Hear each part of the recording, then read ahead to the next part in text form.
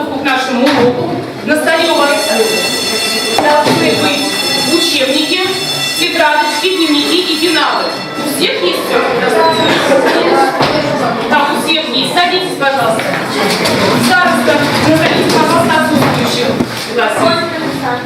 Махонина Александра, по какой причине? По болезни. По болезни отсутствует. Единственный, да? Болезнь. Еще Горцов, Горцов тоже по болезни, да? Ага, вижу. Так, все ясно.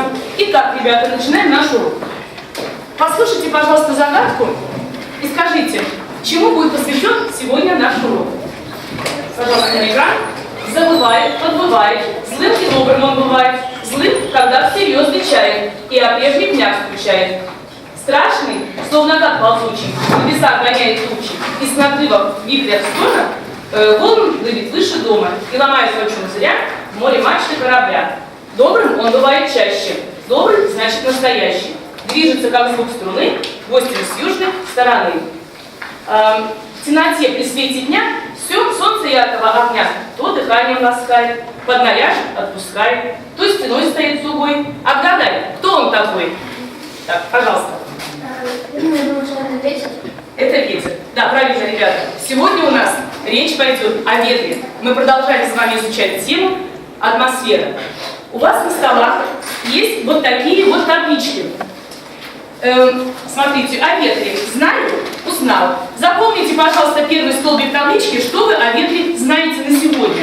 Так, работа групповая, можно совещаться, быстренько все записывать. На работу вам 1-2 минутки. Кто готов, можете поднимать руки и добавить. Так, быстренько запомните.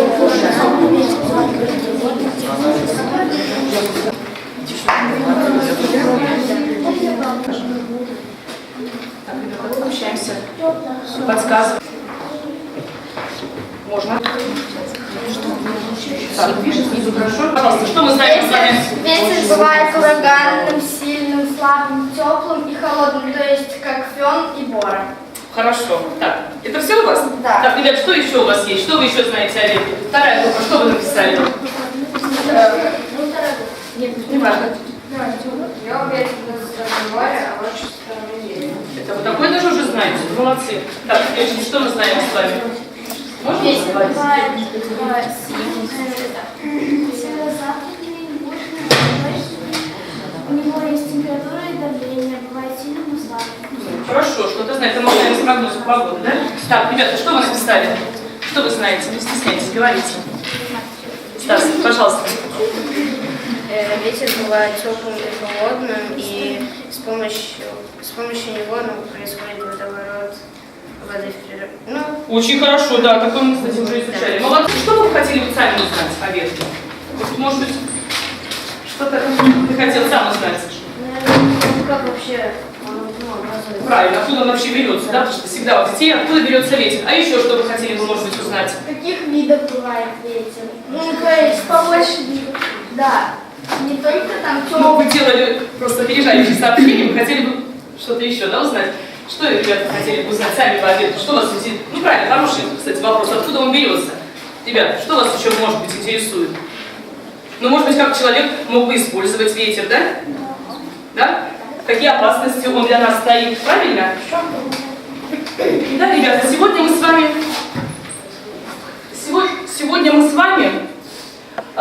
действительно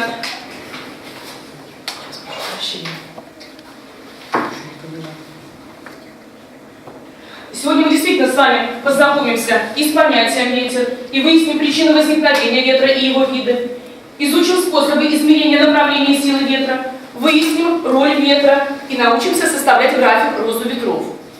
Но прежде чем мы с вами перейдем к изучению нашей новой темы, давайте с вами сейчас проверим, насколько мы с вами владеем уже информацией по атмосфере. Откройте, пожалуйста, свои тетрадочки, запишите сегодняшнее число на доске, и тема урока у нас, теперь я уже могу ее написать, это ветер.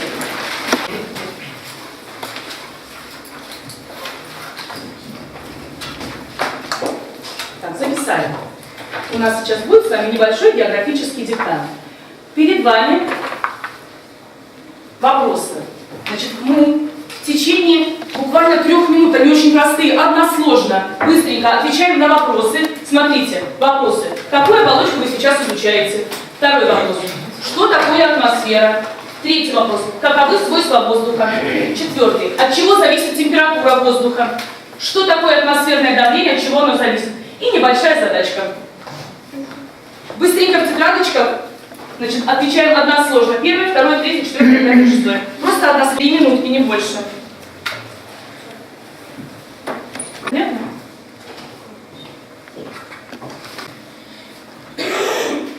Вот это индивидуально.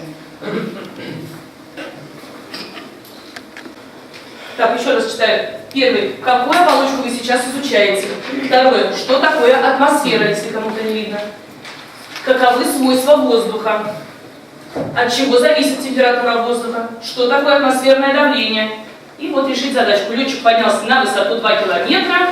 Каково будет давление атмосферное, если у Земли оно равнялось 750 мм ртутного столба?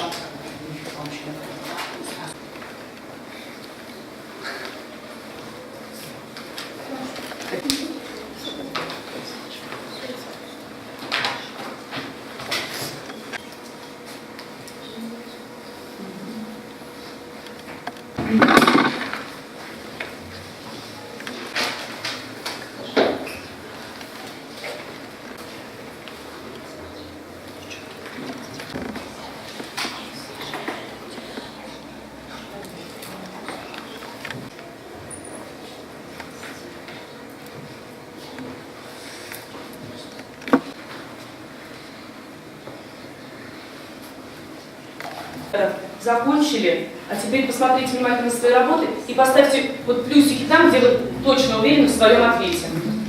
Вот напротив вопроса, ответа, где вы точно уверены, поставьте, пожалуйста, плюсики. Делайте.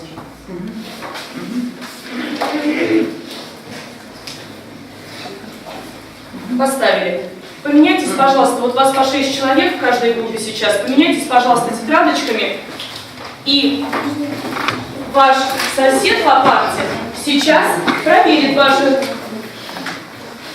ответы и ставите свои плюсы и минусы. И вот у меня, пожалуйста, критерии оценок и оценочку. Вот, ребята, образец. То есть вы смотрите правильные и неправильные ответы и ставите плюсы и минусы, подсчитываете свои уже плюсы и минусы и ставите оценочку. Если он похож, если он подразумевает то же самое, то очень хорошо. Так, давайте, проверяйте.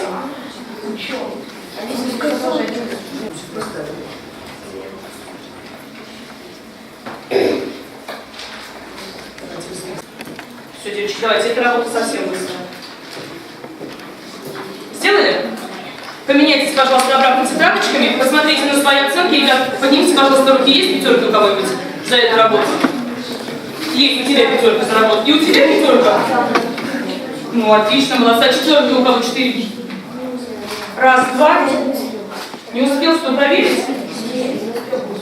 Четверка у кого, ребята? Раз, два, три, 4. Ну, хорошо, тройки. Я вот оценочку сейчас спрашиваю. Это 3. Если 4 правильных ответа, у кого троечки? Поднимите руки, у кого тройки? А у остальных что, получается, двойки, ребята, или вы еще не посчитали? Это ваши учебники, параграф 39.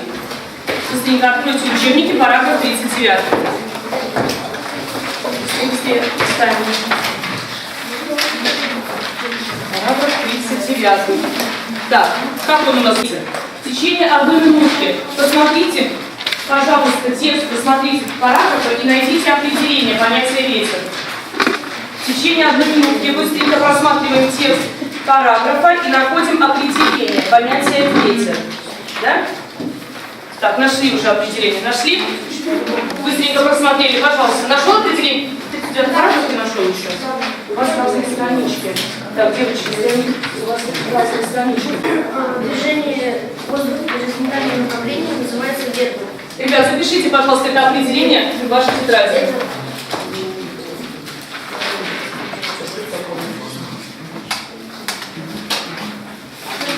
Запишите, пожалуйста, это определение в вашей тетрадочке.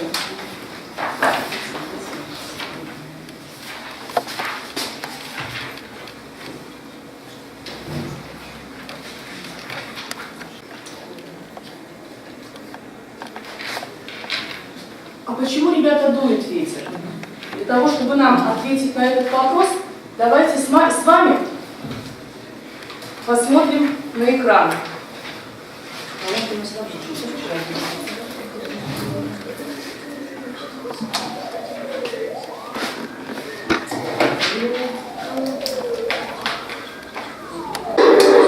С моря приходит тяжелый холодный воздух. Таким образом, ветром можно назвать перемещение воздуха в горизонтальном направлении. Такой ветер называют дневной бриз. Ночью все наоборот. Суша остывает быстрее, чем вода. Поэтому теперь над холодной сушей холодный воздух опускается вниз, а над водой воздух остается по-прежнему теплым. Он поднимается вверх, и на его место приходит холодный воздух суши. Ночной бриз дует с суши на море, а дневной бриз с моря на сушу. По такому же принципу, только в планетарном масштабе, образуются сезонные ветры – муссоны. Летом они дуют с океана на материк, а зимой с материка в сторону океана. Бриз – это местный ветер, то есть тот, который дует в определенной местности. Так, ребята, сейчас я предлагаю вам запомнить у вас есть такие таблички, я подготовила вам раздаточный материал, у вас есть вот такие вот таблички. Сейчас у вас будет небольшая практическая работа по тому, что вы услышали, и пользоваться можно тем материалом, который лежит у вас на столе. Значит, вам необходимо заполнить такую таблицу. Что здесь у нас? Значит, нам надо сравнить муссон и бриз. Два ветра, муссон и бриз. И, значит, вы должны что записать? Причины образования муссона и бриза, территория, где встречаются, когда меняет свое направление и сколько раз в год меняет свое направление. Понятно, сколько раз в год? Смотрите вот внимательнее. Работа индивидуальная, работает каждый сам. С соседом можно немножечко общаться, пока вы будете заполнять. Итак, у вас на столе есть, если вы забыли, что вы там видели, вот у вас на столе есть схемы, где можно это все посмотреть, чтобы заполнить вашу таблицу. Смотрите, вот схема образования бриза и муссона, вы можете этим пользоваться. Ребята, пожалуйста, 3 минуты, не больше. Ну, вы начинаете писать, пока вы уже смотрели, то есть, может быть, у вас сейчас и не будет сложностей.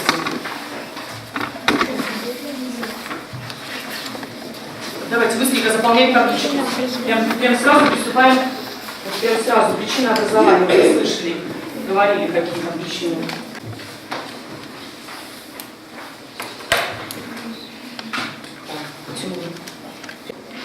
Много не расписывай, у нас не будет времени.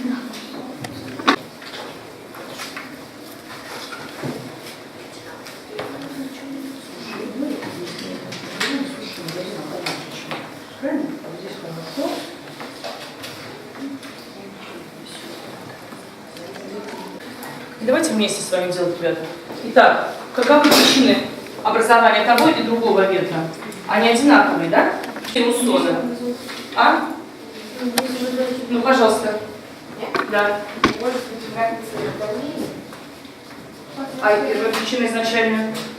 Потому что что? Ну-ка. Ну? Море Иисуса создается разница В температуре, да? Правильно? А от этого разница в давлении.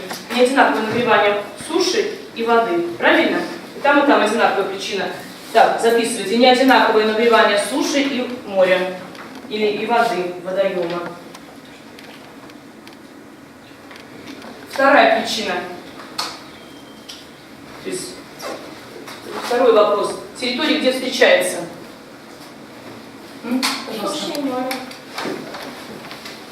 Или любой другой водоем, да? Да. Бриз встречается, где есть суша и водоем, а муссон встречается где? Ну, как правило, это восточное побережье материков, где у нас есть действительно океан и материк. Понятно? Это восточное побережье материков. Понятно? Записали? Ага, третье, пожалуйста. Муссон меняет направление зимой и летом, а бриз днем и ночью. Вот, хорошо, это все уже услышали, да?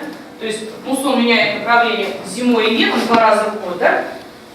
А тут днем и ночью. И последний вопрос. Сколько раз в год меняет свое направление? А? Муссон сколько раз в год меняет свое направление? 2 раза. 2 раза. А бриз сколько раз меняет в год свое направление? То есть что вы делаете? 365 на 2. Молодцы, видите, как сообразили. Молодцы, ребята. Это ваша работа, которую вы вкладываете, вклеиваете в тетрадочку, да, и она у вас остается. Значит, дальше. Вы уже слышали, да, что ветры бывают местные, бывают сезонные. Бриз — это какой ветер? Местный. А муссон какой ветер? Сезонный. Также бывают постоянные ветры. У нас есть два сообщения опережающих, да, где ребята подготовили доклад, небольшие докладики, небольшие сообщения от ветра, бора и фёрн. Пожалуйста, девочки. Теплый сухой местный ветер, дующий из гор в долины. Холодный воздух с высокогорий быстро опускается вниз по сравнительно узким межгорным долинам. Это приводит к его нагреванию. При опускании на каждые 100 метров воздух нагревается примерно на 1 градус. Спускаясь с высоты 2500 метров, он нагревается на 25 градусов и становится теплым, даже горячим. Обычно фен продолжает менее суток, но иногда длительность доходит до 5 суток. Причем изменения температуры и относительной влажности воздуха могут быть быстрыми и резкими. Фены особенно часты весной. В отличие от фена, при вторжении масс плотного холодного воздуха образуется бора. Очень хорошо, садись. Так, Бора, ребята, слушайте, пожалуйста, сейчас я вам задам вопрос. Бора – сильный холодный порывистый местный ветер, возникающий, когда поток холодного воздуха встречает на своем пути возвышенность, преодолев препятствия. Бора с огромной силой обрушивается на побережье, затрагивает, как правило, небольшие районы, где невысокие горы, непосредственно граничат с морем. В России особенно сильные боры Новороссийской и Геленджинской бухты. На берегах Байкала бора называется Сарма, по названию реки. Хорошо, ребята, скажите, пожалуйста, похожи эти ветры чем-то? Чем они похожи и что у них разного? Они схожи тем, что они оба горные, Оба ветра формируются в горах. А разное, что в них, чем они отличаются? Бора – это холодный ветер, а фен – горячий. Теплый, поэтому по ветру фен, вот у нас даже прибор, да, наш бытовой фен называется. Ребята, внимание на экран, я расскажу вам еще об одном ветре. Фен, суховей, самум. Самум, например, знойный ветер пустыни, несет раскаленный песок и пыль. Обычно перед налетающим шквалом самума пески начинают петь. Это становится слышен звук трущихся друг от друга песчинок. Ребята, сейчас я вам предлагаю вот какую работу. Сейчас у вас будет коллективная работа, где вы, вот уже что-то узнав, да, что-то посмотрев, выполнив небольшие практические работы, выполните вот какую работу. Вам предлагается составить причинно-следственные цепочки из вот факторов, которые в результате приводят к формированию ветра. Вот у вас в мешочках, смотрите, есть вот такие вот таблички. Ваша задача сейчас эти таблички приклеить на лист ватмана последовательно, да, от первой причины, вот выбрать из тех, которые здесь есть таблички, да, заканчивая, да, ветром. То есть от чего возникает ветер. Выложите, пожалуйста, вот имеющиеся у вас вот таблички, да, с факторами природными, таким образом, чтобы было понятно, почему образуется ветер. Значит, работа групповая, на работу временные ребята очень мало, чуть-чуть задержались практически на работу. Так, быстренько клеим, прямо вот так вот в ряд выкладываем от и до. Смотрите внимательно, что у вас есть, совещаемся и быстренько выкладываем. Так, быстренько клеим. Причина какая? Последняя, понятно, ветер. Первая причина какая? Вон первая причина. Ань, давай участвуй. Ну. Так, быстренько клеим, мажем. Так, последний. Так, первая. И от этого пряжи. Вот себе позаботилась, да? Да?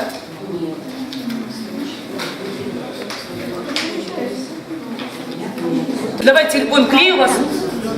Ребята, ну сейчас поговорим, да. Да, молодец, справитесь. Все, клейте, все. Вы уже приклеили? Уже приклеили все? Что у нас получилось? Первая причина из тех, что у вас были, какая? Земли. Дальше от этого, из этого вытекает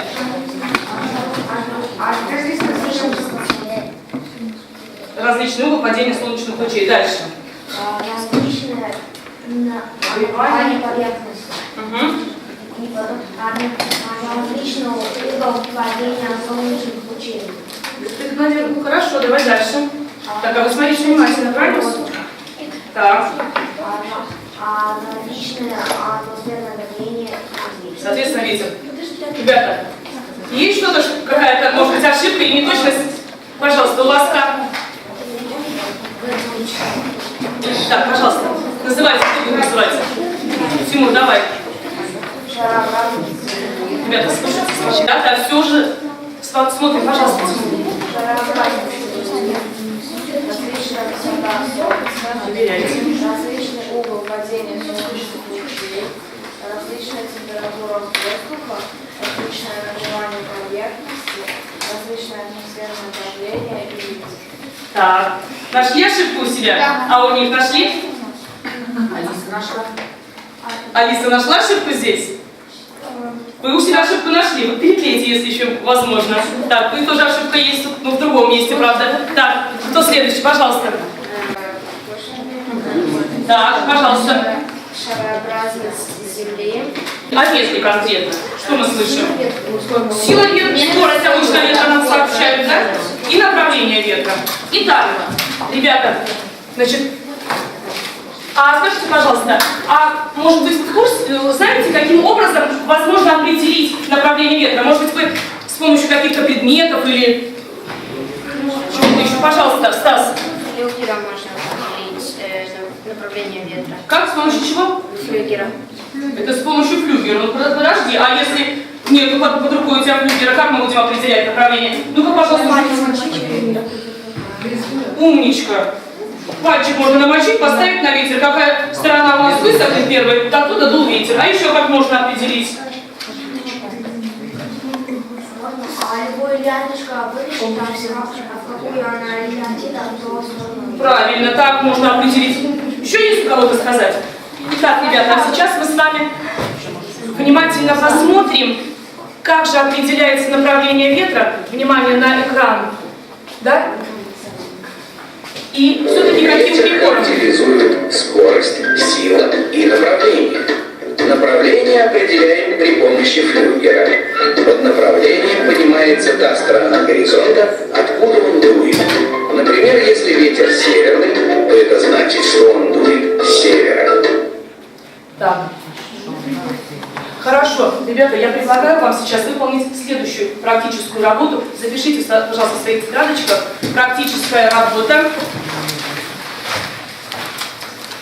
Практическая работа. Построение розы ветров Калининграда.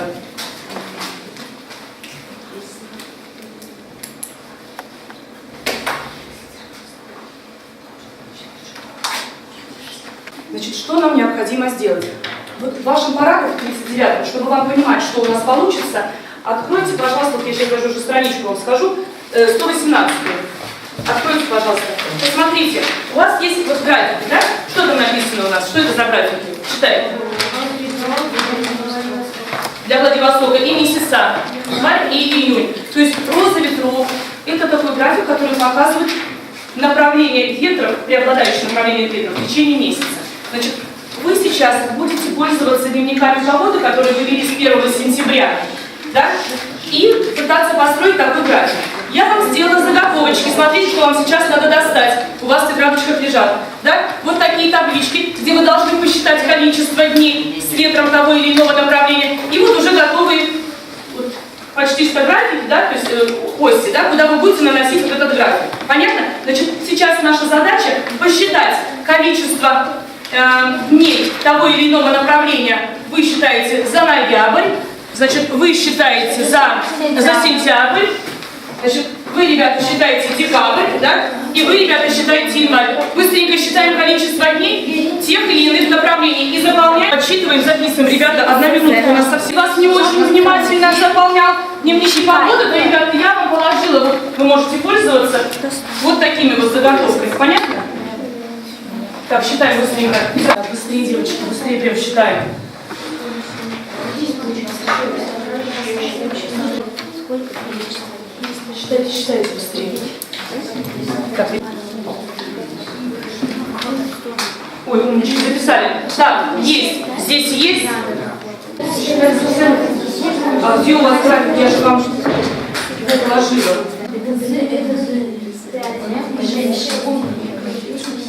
Как и большинство. Итак, вот сейчас на вот этом графике мы с вами откладываем от нуля и ставим точки на том направлении, да? Вот ветер, который вы посчитали, допустим, у вас северного направления, к примеру, да? Вот сколько у вас ветер северных направлений? Вы не посчитали еще? У вас нет северного, очень хорошо. Западного направления сколько? 10. Значит, итак, смотрите, у вас масштаб будет 2 дня, 1 клетка. Значит, если у вас 10 дней, 5 клеточек отчитали в западном направлении, поставили точечку. Понятно? Так, северных у вас нет вообще, северо-восточный. Ставим на одну точку. На одну. Смотрите, в тетрадочке. Быстренько соединяем, у нас нет времени разукрашивать. Значит, кто-нибудь не нарисовал. Так, вы закончили. Итак, давайте теперь посмотрим, какие преобладали ветры у нас в сентябре в городе Калининграде. Вот в этом году, в сентябре, в 2015 году. Какие ветры преобладали? Каких больше всего у нас направлений? У нас получились западные и северо-западные направления преобладали. В ноябре какие у нас направления ветра преобладали? Юго-восточный. Восточные, как ни странно, да? И юго-восточные. Так, у вас юго-западные ветры преобладали, а у вас? Восточный, юго-восточный и западный. И западные. Итак, значит, вы приклеите эти листочки в тетрадочку, а сейчас ниже напишите, пожалуйста, вывод по этой практической работе. Значит, вот, вы пишете в сентябре 2015 года в городе Калининграде преобладали, вы пишете западные ветры, вы пишете восточные ветры, вы пишете, какие у вас ветры, каких направлений, да? А вы пишете тоже, какие у вас, да? Так, быстренько это записали. Так, быстренько записали вывод. Листочки эти вы приклеите в свои тетрадочки. Так. Все, закончили. Все, закончили, ребята. Записали вывод, закончили. Все. Так, вы потом разберете. Мы с вами договорились, что ветер характеризуется не только направлением, но и скоростью, да, и силой ветра. Внимание, пожалуйста, на экран. Сейчас вы должны внимательно посмотреть и определить, да, какой силы ветра, какие внешние, да, вот, проявления, какой ветер, какой силы, какие внешние проявления имеет, потому что потом вы будете закреплять этот материал. Так, внимание на экран. С севера.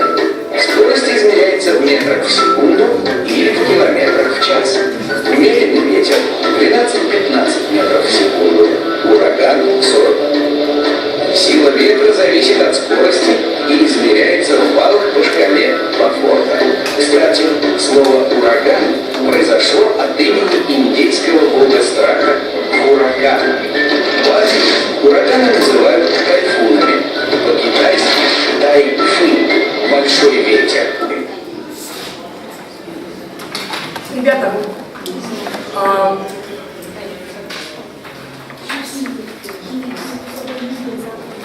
смотрите, пожалуйста, вот у вас есть шкала Бафорта, да, и зависимость силы ветра от скорости ветра здесь представлена, да, то есть можно перевести скорость ветра в пальную систему, да.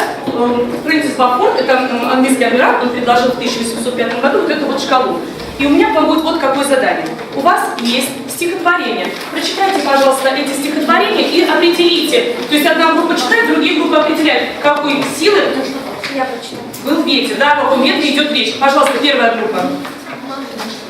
Заслонили солнце Слушайте. тучи, небо все заволокли, и тростник сухой и желтый клонит ветер до земли.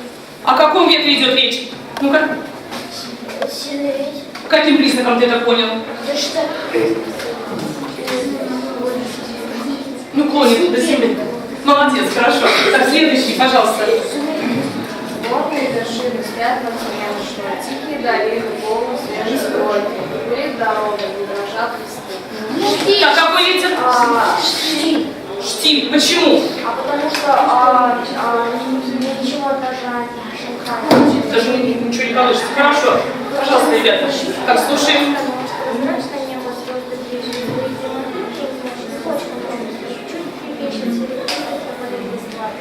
Слышали? Нет. Тиха украинская ночь, прозрачное небо, звезды блещут, своей дремоты превозмочь не хочет воздух. Чуд ты печь сребристых тополей листва. О каком ветре идет речь? Умеренный ты считаешь? Слабый. Почему? Листва. Хорошо. И ваше стихотворение, пожалуйста. Буря ломится в дом. Я боюсь, что она не сломила старый дуб, что посажен отцом, и ту иву, что мать посадила. Так, ребята, о каком ветре идет речь? Какой ветер? Пожалуйста.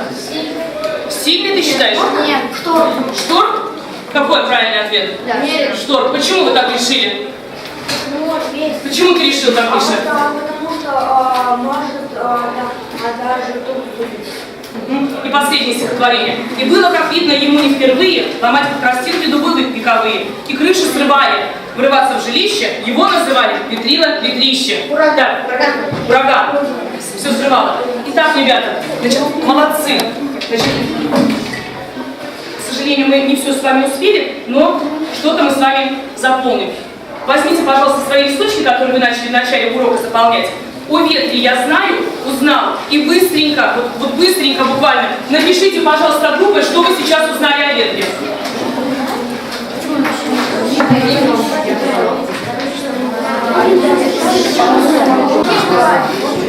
Быстренько пишем, что о ветре сегодня мы узнали.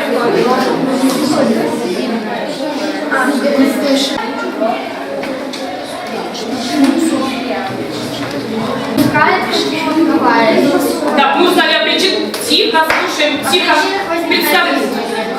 Вторая буква, что мы с вами узнали?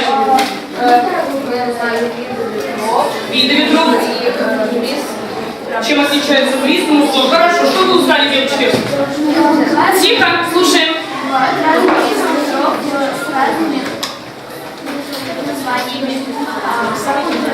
Хорошо. И четвертая группа, что мы узнали? Чтобы близкий сон, потому что ветер может сделать телами благотворного сильных и причины, как он возникает. Очень хорошо, садись. Ну, что-то мы с вами не успели, к сожалению, будем на следующих уроках изучать. То есть не полностью мы выполнили те задачи, которые изначально перед собой поставили, но тем не менее. Скажите, пожалуйста, в каждой группе, вот в вашей группе, кого бы вы выделили, кто наибольший вклад внес вот в работу группы? Пожалуйста, Катя, кого бы ты выделила? Каждый что-то делал в группе, и как бы невозможно было Хорошо, ну а кому мы пятерку поставим в вашей группе? Алисе, Денису, Саше, Вике, Кириллу и мне. Хорошо, садись. Так, в вашей группе кого мы выделим? Кто наибольший вклад внес? Вот наибольший прям. Кого? Пашу, Диму и тебя. Очень хорошо, всех. И Жулёнку выделим, он тоже умничка. Кого, Калина, мы выделим? Кому пятерки вот поставим? Кто больше наибольший вклад? Маша, Катя, Миша и Тима, хорошо. Так, и последняя группа, кто из вас отличился? Как вы считаете? Мне кажется, надо всем поставить, так как все у них возникали мысли, и они как бы нам подсказывали, что как лучше делать. Ребят, спасибо вам большое, вы действительно старались и хорошо, насколько вы могли, работали. А теперь откройте дневнички и, пожалуйста, запишите домашнее задание. Первое задание. Выучить параграф 29. 39. Записывайте. Дальше. Второе задание. У вас вопрос под звездочкой в конце параграфа. Его, пожалуйста, письменно в тетрадочке. И последний, третий вопрос. Третье домашнее задание, это уже совсем не трудно. Подготовить стихи, сказки, может быть, какие-то иллюстрации, я, к сожалению, не успела вам показать, да, где говорится о ветре, да, и представить нам на следующем уроке. Ребята, всем большое спасибо, вы просто умнички, вы свободны.